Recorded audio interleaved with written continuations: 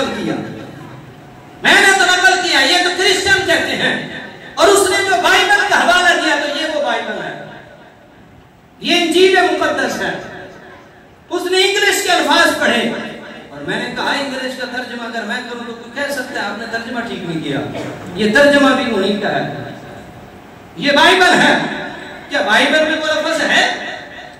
ये बाइबल का सफा नंबर जो है वो जनाबे वाला 70 है, मता इसकी इस फसल है और इसका पैरा नंबर 11 है। इसमें जो बात लिखी गई है, कहते हैं और बहुत से झूठे नबी उठ खड़े होंगे और बहेदरों को गुमराह करेंगे। इसमें कहीं वो लफ्ज है दज्जाल का। दूसरा उसने इसी से हवाला दिया, इसी का पैरा नंबर 24 है, क्योंकि झूठे मसीह और झूठे नबी उठ खड़े होंगे और ऐसे बड़े निशान और अजीब काम दिखाएंगे कि अगर मुमकिन हो तो गुरगुजीदों को भी गुमराह कर लें। इसमें है कहीं दज्जाल का लफ्ज माज़अल्लाह। वो कहता है, मिर्जा मलून कहता है मैंने तो बाइबल से नकल किया है।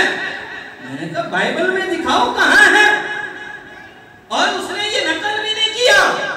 आगे जाके अपनी उसने एक पॉडकास्ट में कहा, कहता है 2 अरब ईसाई मुसलमानों को माज़अल्लाह वही लफ्ज कहते हैं, लिहाजा वो सरकार को वही मानते हैं।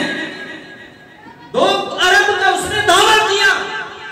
मैं कहता हूं 2 अरब छोड़ो, 2 करोड़ भी छोड़ो, 2 लाख भी छोड़ो, 2000 भी छोड़ो, 200 भी छोड़ो, 2 भी छोड़ो, आका अलैहिस्सलातु वस्सलाम से लेकर आज के दिन तक कोई एक ईसाई मुझे दिखा दो, कोई एक फकत दिखा दो जिसने मेरे नबी के लिए ये लफ्ज इस्तेमाल किया हो। कोई एक दिखा दो, इसी इबारत की जब तशरीह में किसी ने लिखा हो। मैंने पूरी इस पर रिसर्च की, मुझे तो एक नहीं मिला।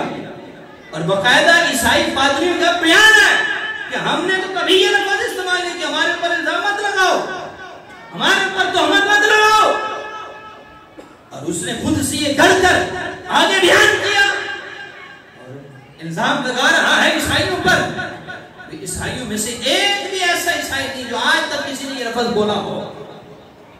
तो इसलिए मेरे भाइयों, इस फितने से बचे और उठ खड़े हो ना मुझसे रिसालत के लिए।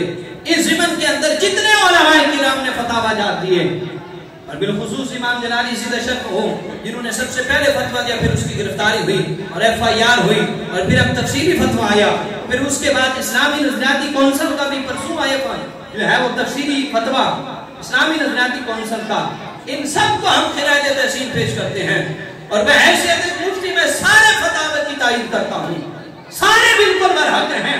और हम हुकूमत से ये मुतालबा करते हैं, केस तुम्हारे पास है, बंदा तुम्हारे पास है, सबूत तुम्हारे पास है, अथॉरिटी तुम्हारे पास है, और कलमा अगर तुमने पढ़ रखा है मिर्ज़ा जहलवी का तो फिर जो मर्जी करो, लेकिन अगर कलमा पढ़ा है मेरे मुस्तफा का तो फिर दियानतदारी का सबूत दो।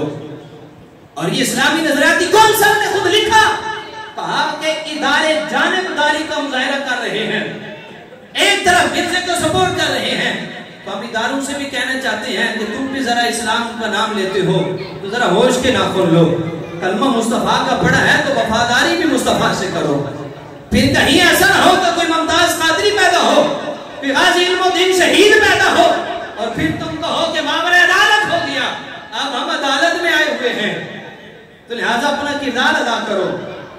तो इसलिए हम सारे इसकी पुरजोर जो है वो हिमायत करते हैं जितने फतवा जात हैं, और हुकूमत से हमारा मुतालबा है कि वो इसको 295 के तहत आगे केस को चलाए और इसकी पूरी तहकीक करे। और पूरे इस पर क्रिश्चियन से भी हम कहते हैं, हम क्रिश्चियन से भी पूछें, उनसे भी राय लेते हैं, उन्होंने कभी ये जुमला बोला है जो ये कह रहा है, तो उसके बाद इसका फैसला करें, और फैसला वो करें जो मेरे मुस्तफा ने फरमाया और उसके रब ने फरमाया, दूसरा फैसला मंजूर नहीं। तो इसलिए हम सबका मुतालबा, आपका भी मुतालबा है ना, सबका है ना, गुस्ताख को लटकाया जाए।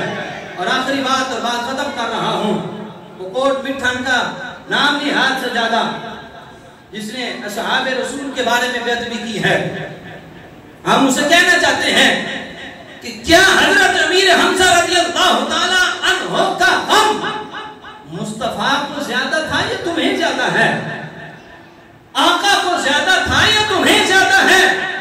जब मेरे मुस्तफा करीम ने उन लोगों को कबूल फरमाया, उन्हें अपनी नजरे रहमत में लिया, अपने दामने करम में ले लिया और उनकी सारी खताओं को रब ने माफ कर डाला, तो तुम कौन होते उन पर बकबक करने वाले? तुम्हारी क्या हैसियत है? तो इसलिए हम ना तो नबी की अजमत पर कंप्रोमाइज करने वाले हैं, ना असहाबे रसूल की अजमत पर कंप्रोमाइज करने वाले हैं। उसे भी कहते हैं जरा होश के नाखून ले और जो है अपने आप को सीधा करें और तौबा इस्तिगफार करके वापस पलटे। उम्मत मुस्लिमा में ऐसे पीरों से दूर रहे, वैसे ही वो हजरत ख्वाजा गुलाम फरीद की औलाद से नहीं है। ये तहकीक कर लें, हजरत ख्वाजा गुलाम फरीद की औलाद आगे 4 नस्लों तक चली है, बस उसके बाद आगे उनकी औलाद है ही नहीं। एक बेटा पैदा हुआ, आखिरी बहुत हुआ तो उसकी आगे औलाद ही नहीं थी, यह है ही नहीं उनकी औलाद में से। लेकिन फिर भी हम कहते हैं जरा होश करो, आगे सहाबे रसूल हैं और जिन्हें मेरे मुस्तफा ने दामन में लिया है। हम कौन होते उन पर एतराज करने वाले? हम कौन होते बात करने वाले?